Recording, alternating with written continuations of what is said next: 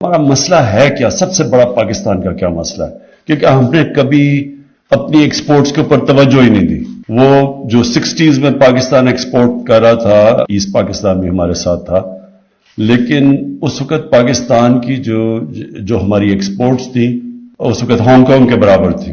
آج Hong Kong کی exports کدھر ہے، پاکستان کدھر ہے؟ یا سنگاپور سے کوئی سوچ بھی نہیں سکتا تھا کہ 60s میں پاکستان کدھر تھا اور سنگاپور کدھر تھا، اور آج سنگاپور کی ایکسپورٹس غالباً $300 ارب سے زیادہ ہے. سب کی زیادہ ہے. ملیشیا کی $260 ارب یا پتہ نہیں $220 ارب کی ایکسپورٹس ہیں. تو ہماری یہ ہائیسٹ ایکسپورٹس ہوں گی اس سال.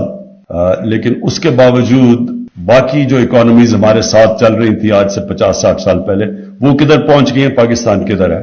کیونکہ ہم نے توجہ نہیں دی ایکسپورٹس. اب ایکسپورٹس کے توجہ نہ دینے کا جو نقصان یہ پاکستان پہ ہے کہ ہم جیسے ہی ہماری اکانومی گرو کرنے لگتی ہے، اکانومی جب گرو کرتی ہے، امپورٹس شروع ہوتی ہیں، ایک دم پریشر پڑ جاتا ہے ہمارے کرنٹ اکاؤنٹ کے اوپر.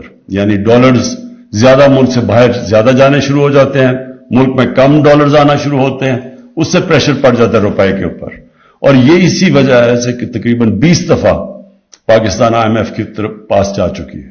IMF کو ہمیں اس لیے ضرورت پڑتی ہے کہ ہمارے ڈالرز کی کمی ہو جاتی ہے، روپے پہ پریشر پڑتا ہے، ریزروز گر جاتے ہیں. تو یہ سائیکل میں ہم پھنسے ہوئے ہیں. اس سے نکلنے کے لیے راستہ تو ایک ہی ہے، ایکسپورٹس بڑھانے کا، اور اس کے لیے یہ حکومت پوری کوشش کر رہی ہے. اور انڈسٹری یعنی ہماری ایکسپورٹس بڑھیں گی تب جب ہماری انڈسٹری اٹھے گی. تو انڈسٹری سٹیگنیٹ کی ہوئی تھی پچھلے کئی سالوں سے.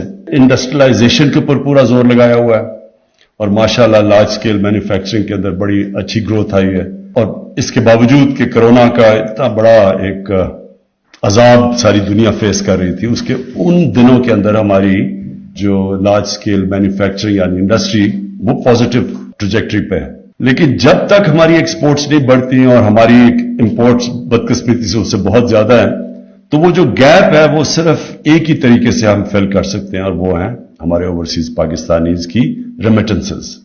ایک طرف فورن ڈائریکٹ انویسٹمنٹ ہے اور اس کے اوپر بھی کوشش کر رہے ہیں، لیکن اصل جو ابھی تک سب سے زیادہ ہماری گورنمنٹ کو مشکل وقت میں سپورٹ کیا وہ ہمارے اوورسیز پاکستانیز کی ریمیٹنسز ہے. اور یہ ریمیٹنسز میں ایک تو اوورسیز پاکستانیز کا میں ہمیشہ سمجھتا ہوں ہمارا سب سے بڑا اثاثہ ہے، لیکن ان کے ہم نے جو اسٹیٹ بینک نے انسینٹیوز دیے اس سے بھی بہت ہمیں فائدہ ہوا.